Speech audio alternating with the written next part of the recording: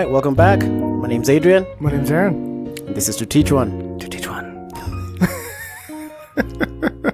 I literally will never get used to that. I know, it's kind of funny now. 60% of the time, it works every time. Basically. Yeah. Basically. Good math. He's not just pretty. He's really smart too.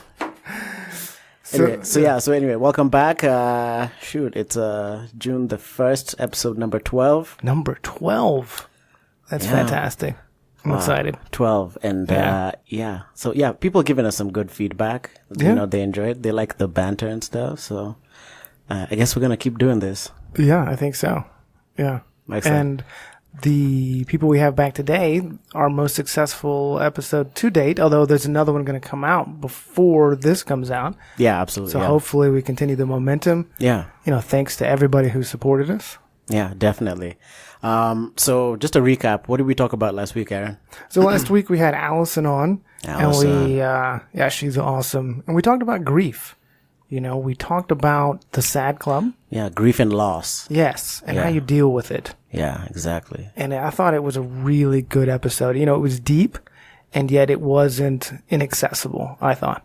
Yeah, it was, informative. I mean, we definitely didn't have fun doing it, but, it was a good time. It was a really great discussion. Yes. Actually took 2 hours by the time, it was all said and done. So we're probably going to do that in, as a 2-part episode. Yeah. And, it was a lot of fun. It was cool. Yeah. Good discussion. It was an excellent discussion. I'm trying not to give any details about what was said. Well, right, because we want you to go listen. Yeah, absolutely. But it's one of those discussions, and those of us, everyone in this room is in recovery. And we know that those necessary discussions that aren't exactly fun, and yet after you have them, you feel better because you've learned something, you've let something go, you've grown emotionally, spiritually. And I think that was one of those episodes. Yeah, absolutely. Everyone goes through one of those situations. And Yeah. I think after that whole talk we had, we learned something, that there's no right way to do it.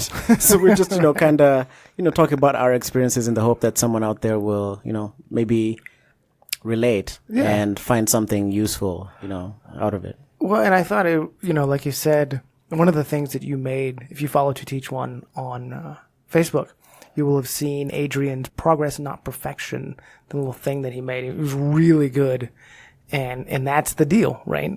No one's getting this perfect. No one's doing it right. No. We're just doing it the best we can. Yeah, we're all in this blue marble, the Elon Musks, even Brad is still trying to figure things out. Even Brad. As amazing as he is. Pretty much. Yeah, he might be like the next Elon Musk. I mean, he works in technology. We're going to have to saying, wait. If only. We just have to, wait and see what happens. If I say the word Hyperloop to you, does that ring any bells? I mean, obviously, yes, but Not don't because put too many expectations on me, all right? You're pressuring me, and it feels uncomfortable. All right? Anyway, so if you want to listen to that episode, last week's hasn't, we haven't even, we haven't published that one. That one's coming up this, next week. Yeah, but when it comes out, by the time this comes out, it will have come out. It will have come out. Yes. Yeah, that's right. The timing. Yeah, we're getting it down. Yeah. As far as getting ahead of schedule, which is just, really neat. I know, right? It's pretty exciting. Dawn's episode is out, and it's doing really well. So thanks, Dawn, for talking about sobriety, the journey and, what happens in the first year and beyond. How do we maintain sobriety? That's my pleasure. I had a really good time. Yeah. Kind of brought up a lot of memories. Yeah. Things I hadn't thought about in a long time. So it was very helpful for me as well. Nice. Yeah. I thought about that, after the fact, what was that like, really, cause thinking about, and talking about it, cause you start the wheels start going and stuff. And so, yeah, that must have been an interesting experience for you. So we're going to continue that discussion today. We've got Brad and Dawn back in the studio. And, Hi. Yeah. Brad, how you doing? Good, how you doing? Yeah, pretty good. Yeah. God, I missed you guys. Yeah, I'm just getting really comfortable just having you guys around. I'm just not going to leave. There you go. Just stay, yeah. Just be an extra co-host.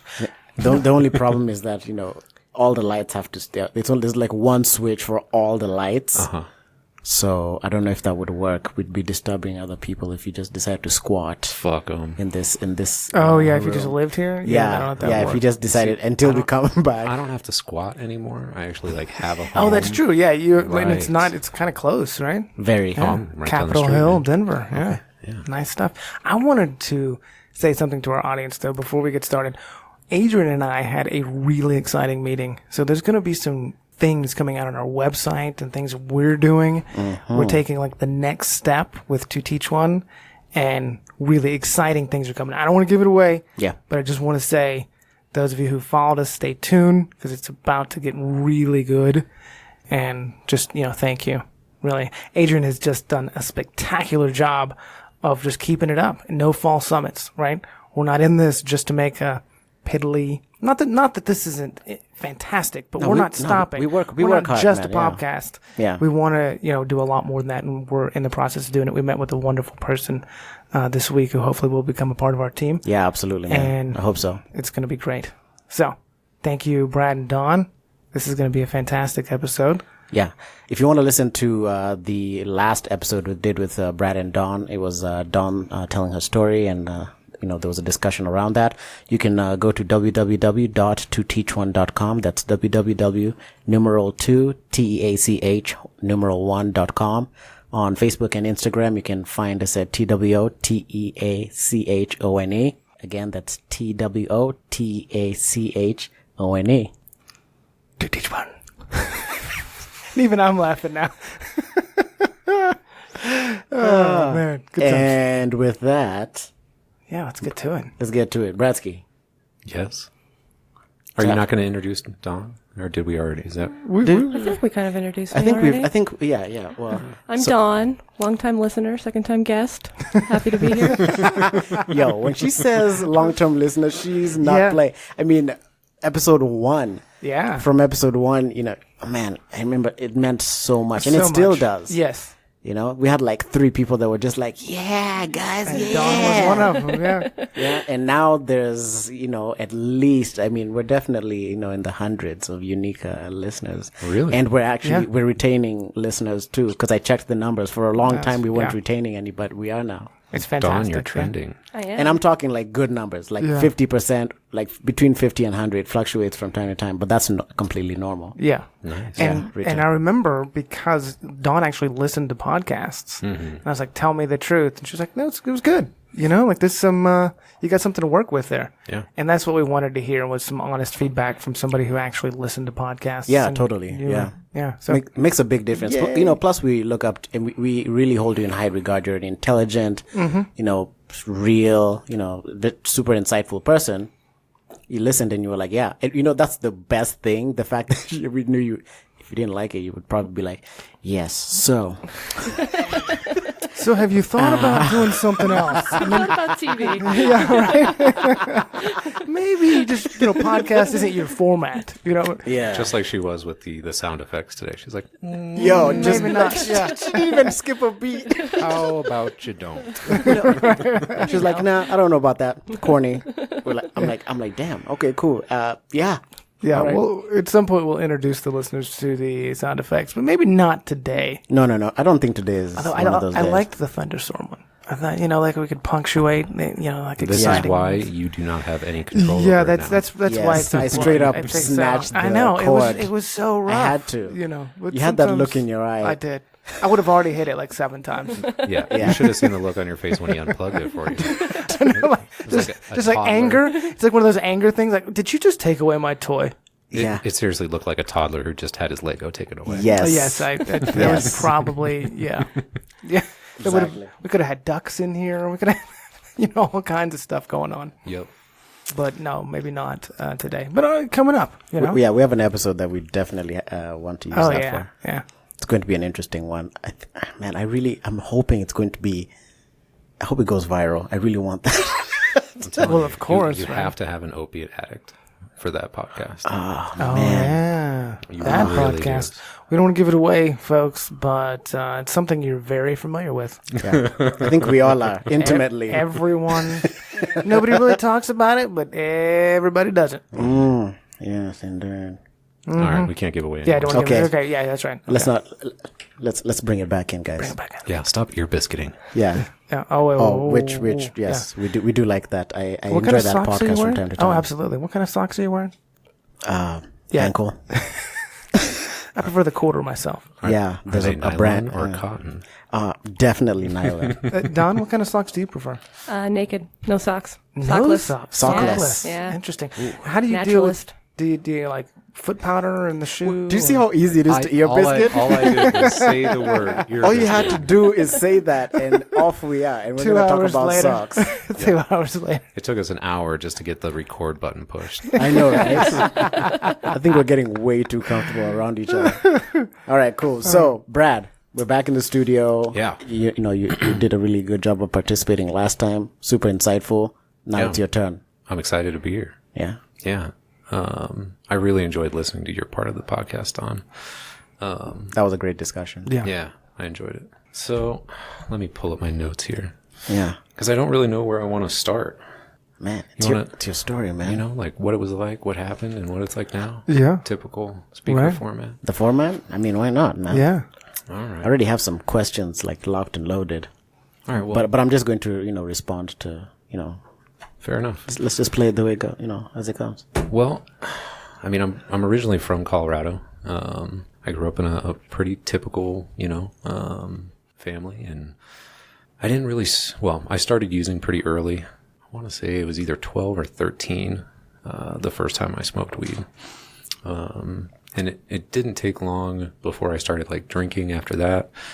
And then there were a series of events. And I talk about this like with sponsees and stuff. Yeah. We talk about like the first step and this powerlessness and this unmanageability of addiction, right? Mm-hmm. I don't know. I never really felt like I fit in when I was a kid, even with family. I don't know. I don't want to use the word like black sheep, but you know what I mean? I never felt like I was good enough, and that was nobody's fault. I don't know what caused this, but, I tried running away when I was 13. I hopped on a Greyhound bus and was going to Los Angeles and made it all the way to Albuquerque, New Mexico. You really did? Yeah, Wow. before I was arrested. Wow. Okay. Yeah, and then my dad had to come down and pick me up in Where were you headed? L.A. L.A. Yep. Wow. Yep. To do what? I just want to you said you were 13? Yeah, 13. I was in the either 7th or 8th grade. Yeah, it's One about of that age, right? Yeah. 12, 13. What were you going to L.A. to do? There was a friend from middle school that like his family moved out there, and I was like, well, fuck living here. I'm going to go out there, Okay. I almost ran away a time when I think I was like 11.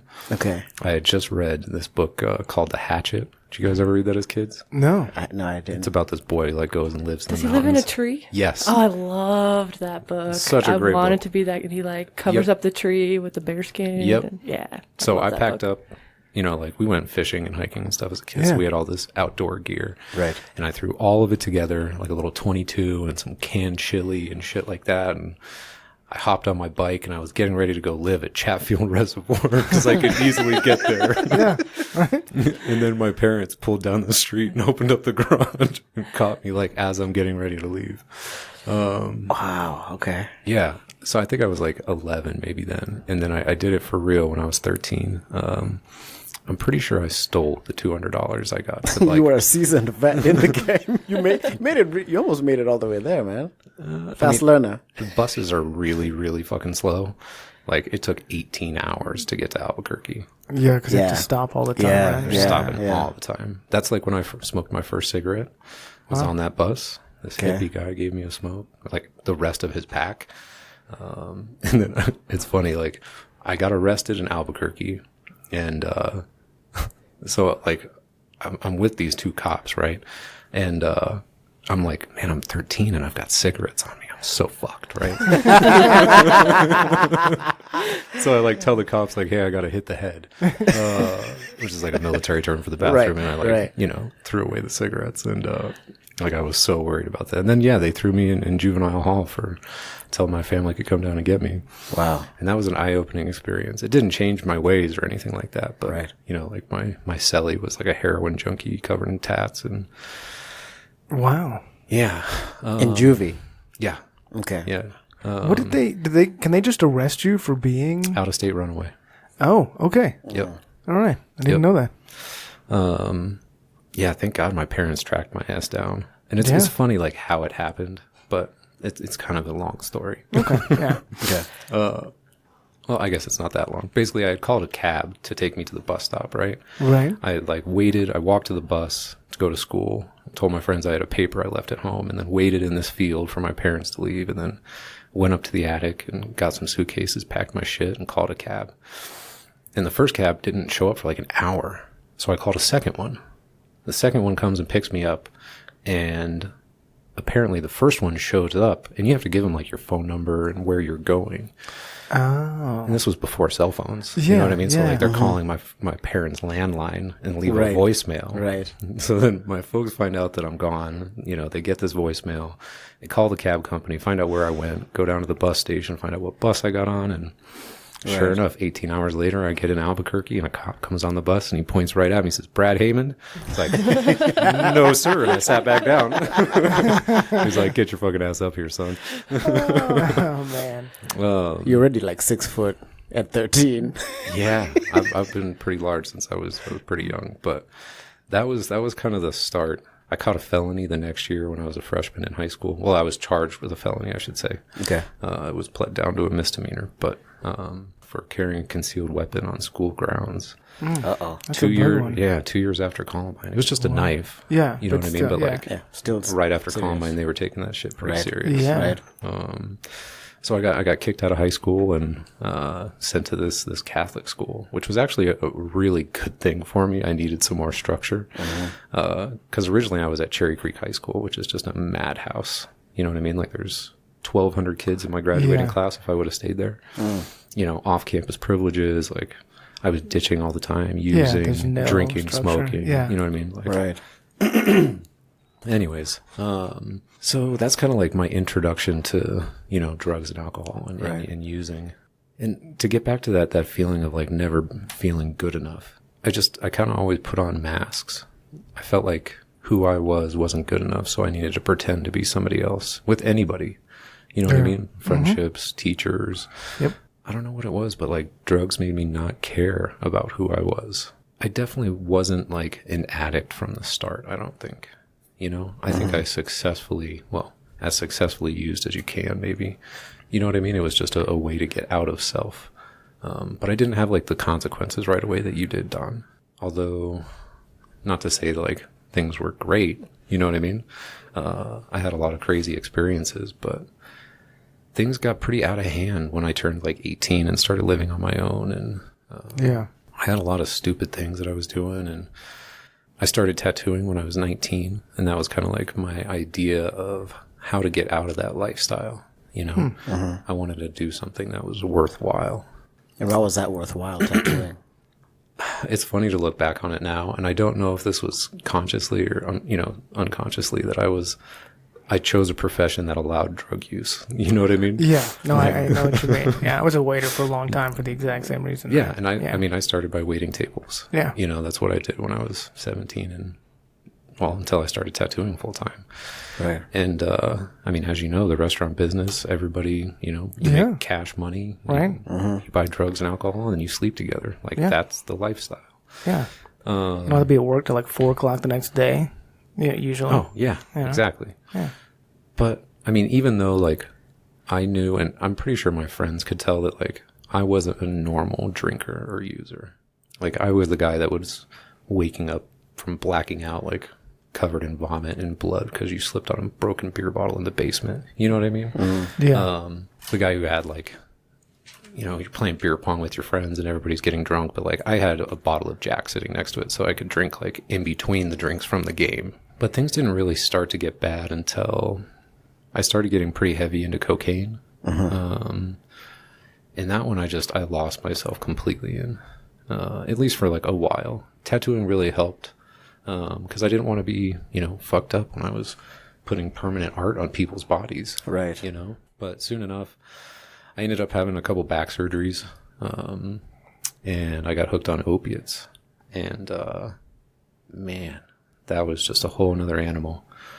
It's funny to look back on it now because I don't know, like, how much of the pain I was in was real versus how much I was making it up in my mind in order to get more pain meds. Right. You know what I mean? Right. Yeah. Psychosomatic. Yeah. 100%. Yeah. But yeah, so I was on a bunch of pain meds for a few years, really. And that was the first time I'd really felt like withdrawals from any type of drug. And I just know, like, I never want to experience that again. Like, it is horrendous, opiate withdrawals. The first time I went cold turkey, I mean, it took me about a month to feel somewhat normal. I mean, the first 6 days, I didn't even leave the bathroom. Wow. It's pretty horrendous. Yeah. Yeah, so, like, between all these pain management doctors, like, there was a 4-year period where, like, I got meningitis, and then I had my gallbladder taken out, and then I had my first spinal fusion, and then I had a collapsed lung, and then I had my second spinal fusion. I call it my trip through Western medicine. I just had a ton of shit going on. And the drugs I was using, you know, or I was getting prescribed is how I escaped this. You know, I was abusing the drugs that I was being given to a pretty serious extent. And drugs are expensive, man, especially prescription drugs. Right. Yeah. So at this point, you're still on, you know, prescription meds. Yep. Yes. But I'm buying, you know, meds on the street. Because you needed more. Yeah. Right. Right. You know, because I blow through a prescription that's supposed to last me a month and a week. You know? And so eventually I started using heroin because it's much cheaper, you know, and the pain management docs weren't giving me any more meds. Actually, I think at the time they were, because heroin and morphine like turn into the same, they register the same in a UA. Okay. So I could still get away with it because I was prescribed a morphine, you know, script. Right. But, yeah, man, it's crazy looking back on this now. You know what I mean? It feels like a totally different life. You don't even recognize that person, right? Yeah. Yeah. Anyways, like once I started doing heroin, it didn't take long before, you know, I started losing things. You know, I wasn't really working full time anyways, just because of the spinal fusions and stuff like that. But once I started doing the heroin, it got much, much worse, obviously. You know, there aren't too many successful heroin users. No. So then I had this brilliant idea to start using methadone, because I had a buddy who went on methadone, you know, and was somewhat successful with it, you know, not off of heroin, but from prescription pills. And the thing with methadone is, the idea is that, like, once you reach a maintenance dose, that you stop feeling the effects of the heroin, right? So you could, I mean, if you're on 100 milligrams of methadone and you shoot, you know, some heroin, it's not going to give you nearly the high because your receptors are blocked. Right. You know? They're already full. Yeah. Yep. Well, so I stopped, like, feeling the heroin as much. I was like, well, I just need to shoot more. And then eventually I just started putting cocaine in it, you know, doing speedballs. Because I was like, I'll feel that for sure. Yeah. You know? And that was kind of the beginning of the end. It was only like 2 months maybe before, I mean, I was down to 160, 170 pounds, wasn't eating, covered in abscesses, and decided that I just didn't want to be here anymore, you know? So I always lacked the conviction for, like, committing suicide via, like, you know, using a gun or hanging myself. Yeah. You know, but mostly because I didn't want somebody to have to clean me up. You know what I mean? Gotcha. So I put 2 grams of heroin and a gram of coke into a big needle and was just like, this should do it, you know? Right. But I missed and hit an artery instead of a vein. And then, you know, my leg swelled up, and I mean, it was crazy. Wow. So anyways, the next day I woke up and, you know, my leg is like the size of a cantaloupe. And I'm like, all right, well, screw it. You know, I'm just going to call the cops and, you know, go to the emergency room. Right. That's kind of the beginning of how I ended up in rehab. You know, I spent a month in the hospital on IV antibiotics. I had blood poisoning from all these abscesses. My dad showed up. I don't know how many days it was after I got there. This is all, like, pretty blurry, but I do know that he showed up, and I'm pretty positive it was his 70th birthday. Like, wow. they hadn't heard from me, you know what I mean? And he flew out and was like, I'm going to find my kid. Yeah. And I came to, and he was there, and I'd already had all these surgeries to, like, clean out all these abscesses and stuff. And, yeah, I was a disaster. But anyway, so I get this, one of the nurses tells me, you need to get some help. And, so we called a few different rehabs, and I had a choice between, well, two. One of them allowed smoking. So I was like, obviously I'm going to go there. You know what I mean? Yeah, because people don't know this, but there's a very close correlation between relapse and people that smoke, because you're still perpetuating this cycle of, I mean, because cigarettes nicotine's a stimulant, and so you're still, there's a reward system. You know what I'm saying? Every time, and so a lot of places, don't let you smoke. But so I mean, a lot of people wouldn't know that, so I thought I'd say it. Yeah. There was no way in hell I was going to try to quit using heroin and smoking. Cigarettes. Yeah, no, I agree. I even had a buddy of mine. I don't know if I've ever told this. I had a friend of mine bring me a speedball while I was in the hospital. Wow. You know what I mean? Like, that's that's a disease, man. Yeah. That was your medicine. Right. Yes. Right. But like, I'm already getting like methadone and Dilaudid because I just had all these surgeries, you know what I mean? But all I thought was like, oh, well, I've already got an IV put in me. I don't have to worry about trying to find a fucking vein. True. You know what I mean? Oh, man. Throw it right in there. Yeah. And I had him bring me a pack of smokes, and then I would like go to the bathroom and like roll up some toilet paper and put it in the roll so I could smoke and then blow it through a filter. And I got caught, obviously. Yeah. The nurses are just like, what the fuck doing? are you doing? doing? You know what I mean? I'm like, well, I'm an addict. Yeah. Although I wouldn't have admitted that at the time. Yeah. Like straight up at that time, like I'm at my lowest of lows, and I still wouldn't say that I was a junkie. And I have no problem saying that now. Like, yeah, I was a filthy junkie. You know? So anyways, I end up at this rehab. That's kind of my introduction to the 12-step recovery program. And I stumbled and I fell, and I didn't want to do it. I didn't want to put any work. It was too hard to look at myself. My ego was still too big. I remember my first 12-step meeting, looking around and being like, this is so crazy. Like, these people are fucked up. You know what I mean? Yeah. I don't belong here. You know what I mean? And to them, they're looking at me like, oh my God. Right. That dude is haggard. Right. You know what I mean? Yeah. I heard a few things that really registered with me, and I heard a few people speak that shared my experiences. They could talk about things that I could recognize. You know what I mean? We'd done the same things, and yet they'd been clean for a certain amount of time and they were happy. Yeah. They had this sense of happiness about them. They were happy. Yeah. And I had never experienced that. You know what I mean? Well, I mean, of course, I had some happy times when I was a kid, but right. But it was pretty rare once I got into my teenage years where I felt wholesome and happy. Yeah. Right? Yeah. And I wanted that. And, we've all been given suggestions when we got here, and I didn't want to do most of it. Honesty was a big problem at the first, the steps. They said God in them a few times, and I was like, well, I'm not doing that shit. Right. You know what I mean? I grew up with parents who are atheists, and then I got sent to Catholic school. And wait, hold on.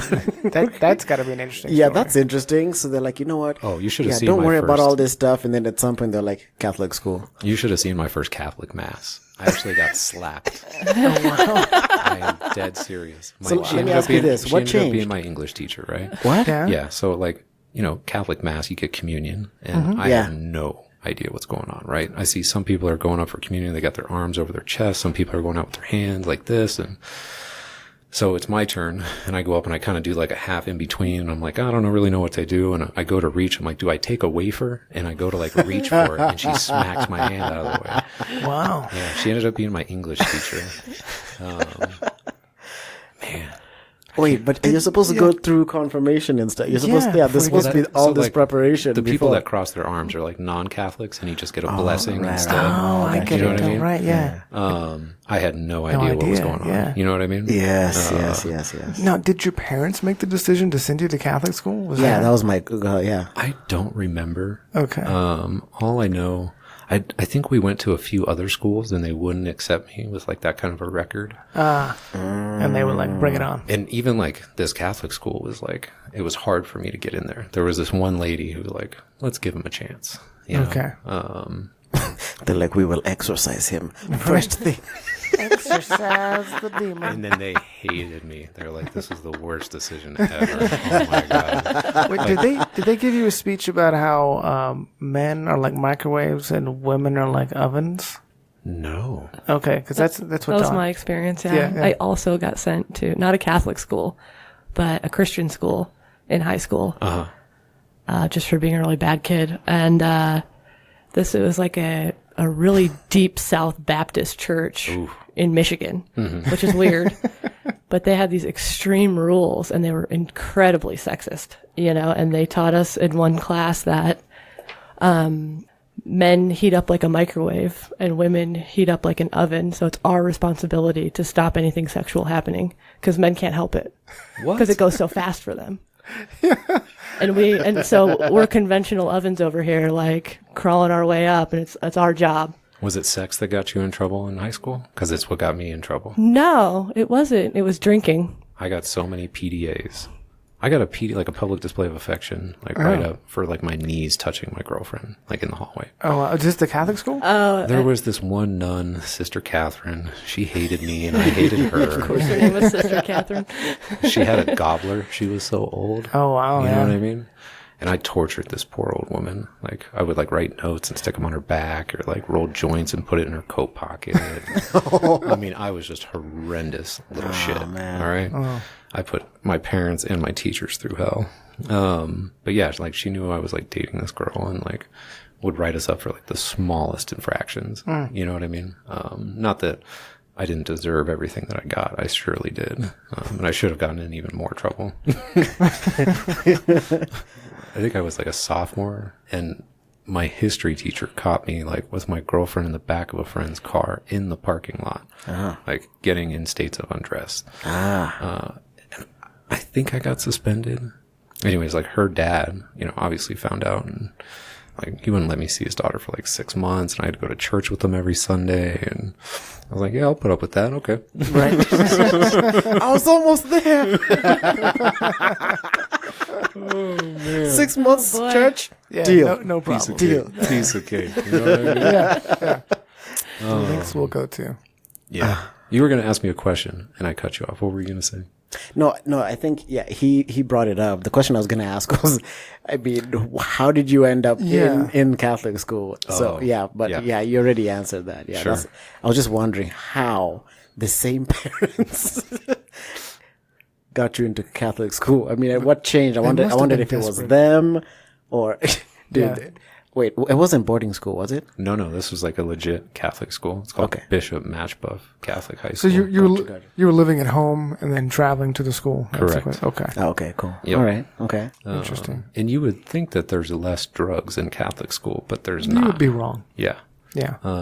Although, like, really hard drugs weren't nearly as prevalent. Okay. You know? What was the worst thing that was going on in Catholic school? Probably Coke. Oh, okay. All right. And what's crazy is like when I was a kid, and probably for you guys too, like there was no heroin. No. You know what I mean? I couldn't have told you where to find anywhere. You know, nobody knew about heroin. Yeah. And now it's just fucking everywhere. Because I remember, Things have changed, I remember in my circle of friends when, like, we had some opium one time, and it was so funny. We don't tell a war story, but we sat on the floor for 4 hours talking about how we didn't feel anything, and we realized we just sat on the floor for 4 hours and just like laid down and talked. But the heroin didn't exist in a manner that we could get to. And like it was something on TV, you like saw it. Yep. But I remember when it hit my group of friends and people died and everyone, like everything changed. Yep. When heroin showed up. Because we didn't know. That was kind of like my first experiences with it. I had a few apprentices. Well, one was my apprentice and the other was my mentor's apprentice, who both passed away from opiate overdoses. Yeah. And at the time I wasn't doing heroin. I was just doing prescription pills. And I thought that was okay. You know what I mean? Like, you know, well, this came from a doctor. Well, yeah, that's legal. Yeah, right. Yeah, so that was my first experience with losing somebody and, you know, to to addiction. And it, ever since I went to rehab and I started doing this recovery program, it seems like I'll lose at least one a year. It's a pretty consistent thing. Yeah, man. Yeah. People that I went through the program with, got close with. One even while I was still at, the main house. That girl that died in the girls' house there. Oh, yes. Yeah, that one really tore me up. So it's a crazy disease, man, and I feel really grateful to be here each day. Yeah. Not to say that I still don't have bad days, because I certainly do. Well, yeah. It's one of those things, like, nothing changes as far as the world and you. Mm-hmm. It's just how you relate to the world, or at least for me. You know? That's what I needed, a pretty long and significant, like, transition into the real world. I didn't know how to live. I didn't know how to, still don't know how to live. Have friends, or, you know what I mean? Like, be honest with people about what's happening inside of me. Like, right. Oh, I remember the first time I came clean about lying, and it was something stupid. And it was to the main female house manager. You know who I'm talking about? Oh, yeah? Yeah, Miss L. Uh-huh. And I lied to her over something stupid to cover for a friend, and I'm hearing about these principles, and I'm working with a sponsor and trying to do this thing. And I remember, like, 2 minutes later, I went back and I'm like, I'm sorry. I just lied to you. This is why. There's no excuse. Like, and it felt great. Yeah. You know what I mean? It was so liberating. Yeah. It's like, now I just need to stop lying to everybody else. And it's a process, Yeah. I mean, as an addict, like, lying just becomes a habit. It becomes natural. Oh yeah, it's easy. It's in your tool bag of right. like your survival tool bag. As an addict. Yeah, I totally get that. I started noticing, like, lying when it was easier to tell the truth. Like, it would just come out so fast. Even in sobriety, where I would just say something. Like, I would, everything was exaggerated or under exaggerated. Yep. Yeah. And I would say, like, somebody would say, "Oh, what'd you do?" And I would just make up this story. And it just wasn't true, you know? Like, dead sober, I was at the grocery store, and this woman said, "I like your necklace." And I was like, "Thanks, I made it." I've never made a piece of jewelry in my life. I don't know this woman. I don't need to impress, and it's just like, that's how fast it is. Yeah. And I like that part about, learning to be honest, because it is. I think that's one of the hardest things, is to look people in the eye and tell the truth, especially when you feel like you were saying, like you didn't fit, or you weren't right, or, you never really fit anywhere. You want to have these ideas of grandiose about yourself, Yes. and to say, this is me, is really hard. That was one of the hardest things that I've learned, I think. I think I still struggle sometimes with being honest with those difficult conversations, especially with, like, girls, right? A girlfriend. It's like, I know what I need to say, but if it's going to hurt you, I still feel like I want to lie about it, or I'll catch myself lying about it and not being brutally honest like I should be. Yeah, and I think that goes back, kind of like we were talking about last time, is being right-sized. Mm-hmm. So there's a way to be honest that's not brutal. It's like learning how to be in the world exactly how I am, and to have those uncomfortable conversations in an honest manner that's not, brutal. Or I always look at it like, I tell sponsees to use a voice of, like, "Would you please pass the butter?" And not like, "Give me that fucking butter I asked you for 1,000,000 times. Where's the butter? What, are you deaf? Where's my butter?" Just like, "This is how I feel. Would you please pass the butter?" Sure. Yeah. That simply. And, like, when you feel okay with yourself, I don't feel the need to act that way, right? Because it doesn't really matter, like, how you react to what I say if I'm okay inside. You know what I mean? Like, if I'm totally comfortable with, like, where I'm at and what I need to say and with whatever happens, like, then I don't have to worry about how you react or how it makes you feel. Right. Between work and relationships, those are the toughest ones, especially, like, having people that work under me. I still have a really hard time with, like, when is it time to be, to have that really difficult conversation, Yeah. And it's like, I don't know how to tell somebody, "Hey, you're fucking up and we're about to fire your ass." Yeah. You know what I mean? But, like, there's things with HR that I can't even say. Yeah, Right. Yeah. And, like, how does this work with these spiritual principles that I'm trying to live according by, Yeah, that's tough. I know the job that Adrian and I do, that was what I had to learn, like, how to have that very difficult conversation with somebody. Like, okay, well, you did this and here's the consequence. And, they're not in a great emotional space. And yet, doing that difficult thing is necessary. So I had to grow into that. So I totally get it. Because I'm by nature like a people pleaser. I want to say things that make people happy. And so usually when I end up not telling the truth, it's, well, besides what it used to be where I had to tell people I played like football or something, now it's those difficult situations. Like that's the tough one. Mm-hmm. Telling somebody something that they need to hear, but that they don't want to hear. Yeah. Adrian excels at that. I mean, he's really good at it. Yeah, I didn't start out that way. I mean, better than anyone else that I started this point where what I'm saying to you before I talk to that person is just straight poison. I'm just like, oozing. No, I'm getting it. I'm purging my system. Yes. Saying everything I shouldn't say to that person. So once they're in front of me, then I'm like, okay. And first of all, so it's the thing I feel makes it easier, right? Is because I have this combination between bringing my humanity to the table, right? But also not putting it all on myself. I have these rules, okay? Because I'm not the person who started this organization. Mm-hmm. There's a group of people that I love and respect that I work with that came up with all these, guidelines. And that's my job to make sure those things are happening. Sure. So I bring my humanity to the table, but I also, I have the rules that help me out. Yeah. Right? And the combination of those two things make it easier for me. Sure. And then also, of course, knowing what that journey is like for these people that are sitting across from me. And that's kind of where the step work has really helped me the most, I would say. Especially when it comes to resentments, Yeah. Like learning how to see my part in things. Mm-hmm. Even if it's just to say like, okay, well, so recently I got upset with a bunch of people at work for not doing anything, right? Like, I think you're justified. Jeez. Well, okay, so like that's the way that I'm seeing it, right? It's like, right. You guys aren't fucking doing anything. Why the fuck are we paying you? I'm just gonna fire you. You know what I mean? Like that's the way my mind starts going, right? Okay. And like it's really, really hard. I mean, still for me to pause and to see that like I'm maybe being oversensitive. Maybe I'm overreacting. Right. Have I ever slacked off at work before? Mm-hmm. That's a definite yes. Right. You know what I mean? Like right. I'm being judgmental. I'm maybe even placing like unfair expectations. Right. Trying to play God. Like, well, if they would just do this, you know what I mean? Everything would be fine. Right. Right. Yeah. Right. Like if he would just act this way and do these things the right. way I want them to be done, we'd be great. That's such a great point, though. I mean, yeah, we're human beings. I relate to that last part that you said. Like that playing God part. It's really difficult sometimes because, I mean, the lines kind of get blurred between. So I just gave this whole like spiel about bringing my humanity and then using the rules, right? Mm-hmm.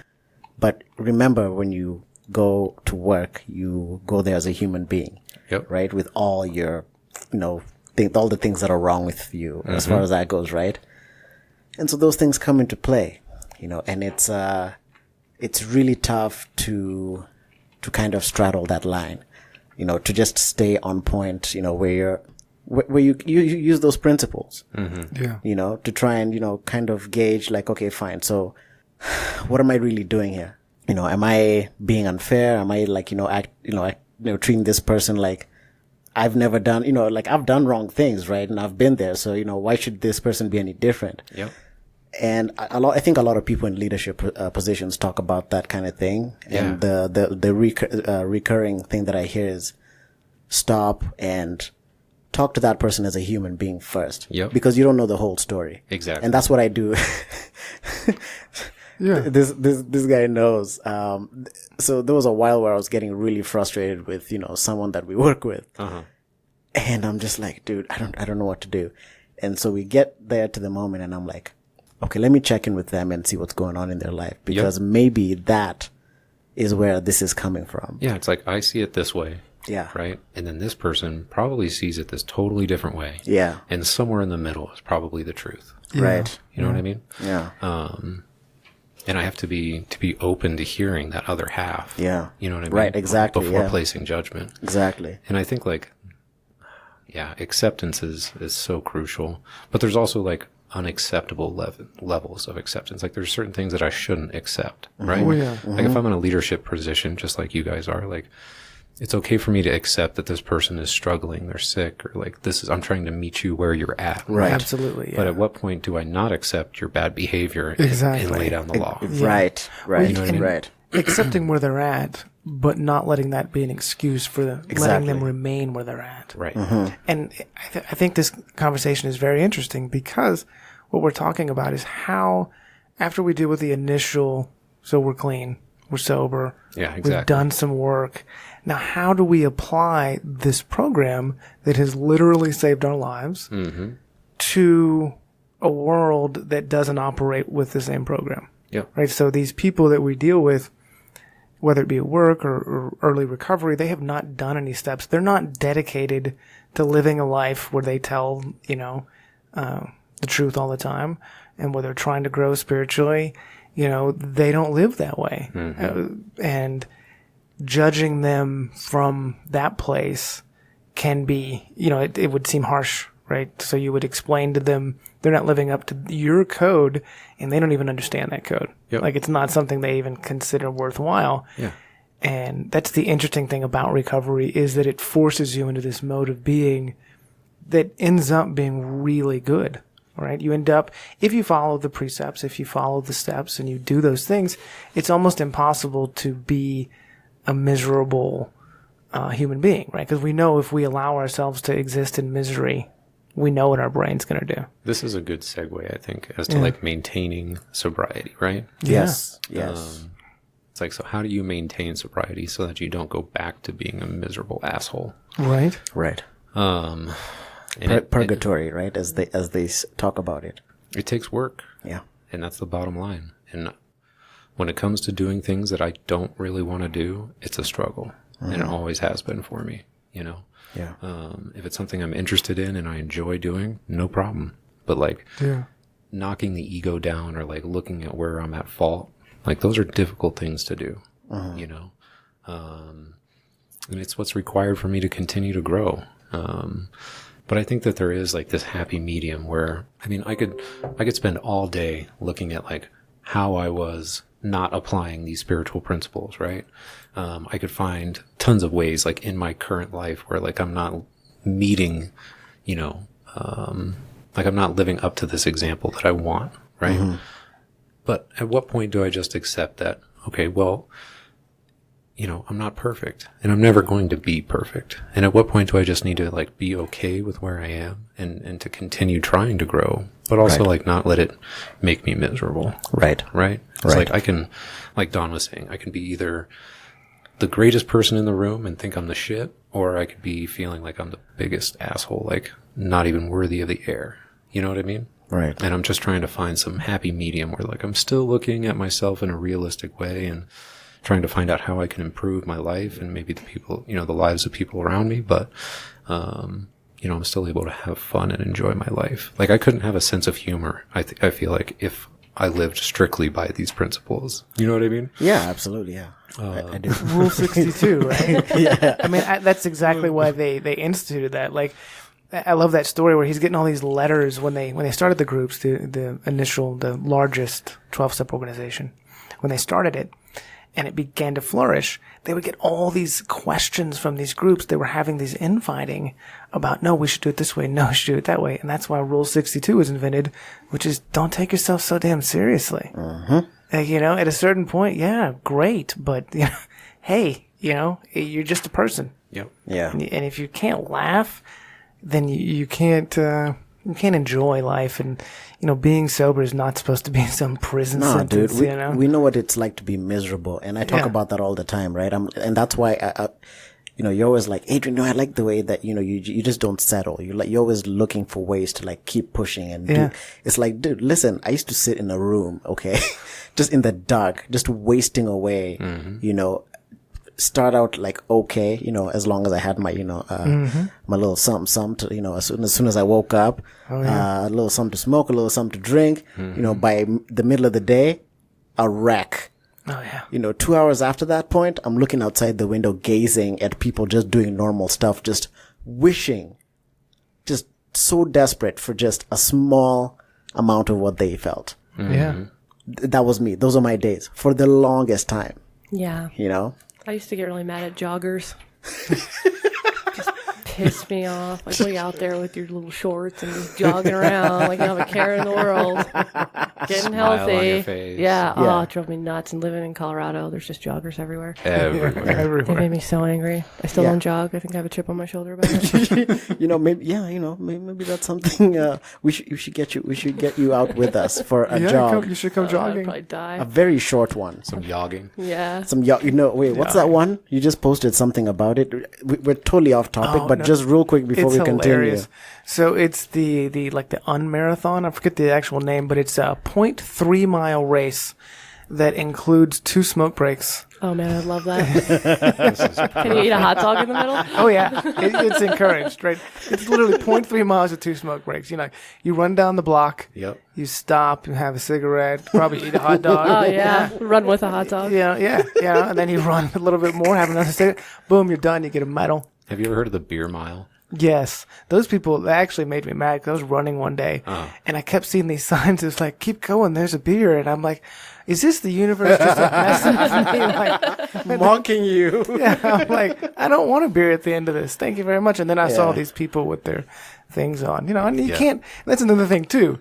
You can't be mad at people who can enjoy a beer. Like if you can have a beer after you run a race, Hands off to you. good for you. Yeah. have a beer, man. Yeah, Yep. why not? People were offering us beer on the yeah. marathon day. Oh yeah, and Yeah. it was that's- so funny. They were so surprised. That's we were part just of the like, thing "No." with like running is like at the end of every race, there's a bunch of beer. Yeah, there's There a bunch is, of beer. yeah. Yeah, That's yeah. just how that world is. Yeah. Yeah, And that brings up an interesting point. Like once I reach a point in my recovery, like I have to become comfortable with being around alcohol. Mm-hmm. You know what I mean? Because Yeah. it's just going to be part of life Right. for, I mean, however many people are not addicts. You know what I mean? No, I totally agree. That's why. But I stayed away like Yeah. for a significant amount of time. And I Sure. still don't put myself in situations where I want to be at risk. Yes, And exactly. I don't even remember where I heard this, but it's talking about like the amount of willpower that I have is limited, you know? So like I can go spend 2 hours at a bar with some friends. You know what I mean? Like it's a special occasion. Right, you know what I exactly, mean? right. Like, Yeah. or somebody's having a barbecue and there's a keg or whatever. You know what I mean? Like people are drinking and having a good time. Like I can go and spend a few hours there and hang out with my friends, right? Right. It'd be different if I had to live in that environment for a month. Yes. Mm-hmm. Cause like it's not worth me testing it. Yeah. You know what I Right. mean, I'm just not going to put myself in a vulnerable situation like that. Well, and it does change because even though I will hang around with somebody who has a drink, I no longer have friends that's their main source of entertainment. And those people, Yep. they exist. They go out, they drink a lot. I can't really hang in that circle. Yeah. We don't have anything in common, right? So it just sort of happens naturally. So yeah, I agree with you. I still don't go. I'll go in a bar, but I will not really hang out there. Like I'm not going to go shoot pool at the bar with you. Yeah. You know, it's just not something that I do anymore. It's not comfortable for me. I agree that I have a hard time relating with people that are in that world still. Yeah. If your life is spending your weekends drinking and then recovering and then drinking and then recovering. Yeah, man. Like, yeah. we are in 2 totally different fucking worlds. Yeah. You know? And I think that there are people who aren't alcoholics who that's just their source of entertainment. Oh, for sure. Yeah. You know? Absolutely. I work with a few. Yeah. You know what I mean? Like every Friday they go out and get shit-faced. Yeah. And like, more power to you, man. Like Right. whatever makes you happy, like that's totally cool. Yeah, if it doesn't affect your life and you can. That's you can do my it. problem. I can't Exactly. do that. And it's funny because I think everybody well, this is a question really. Did you go through a phase? Because I know people who did, and I kind of did myself, where you're thinking everybody that's at the bar needs some recovery. I never thought that. Nah. I mean, I was a dive bar kind of guy. Yeah. I was never like the club guy. Right. You know what I mean? Yeah. I hated those bougie motherfuckers. I'm Yeah. at Bushwhackers on South Broadway. You know what I mean? Yeah. Like, It's a whole yeah. different like animal, like those But like bars. that's where I felt Yeah. at home. Yeah, no, They I get Smoke it. cigarettes in there. Yeah, and they You serve used like to be able food. to. Yeah. Yeah. I remember that place. They'd have some food available. Yeah. Oof. Yeah. Oh yeah, it's the bar that will be open on Christmas and they'd have a potluck with the same regulars, right? That's that kind right. of thing. Yeah, I've spent every a Sunday couple. morning. I've spent a couple Every Sunday Christmases. morning. Yeah. No way. Yeah, they would have like breakfast every single Sunday morning. Ah, dude. There was no judgment if you wanted to come in and have a beer at 9 a.m. Yep. Just none. None. It was already a guy No, there. no, those the regulars. Yeah, the they're 9 already o'clock, there. crowd. Yeah. Just Yeah. sit So, there like- and chill out.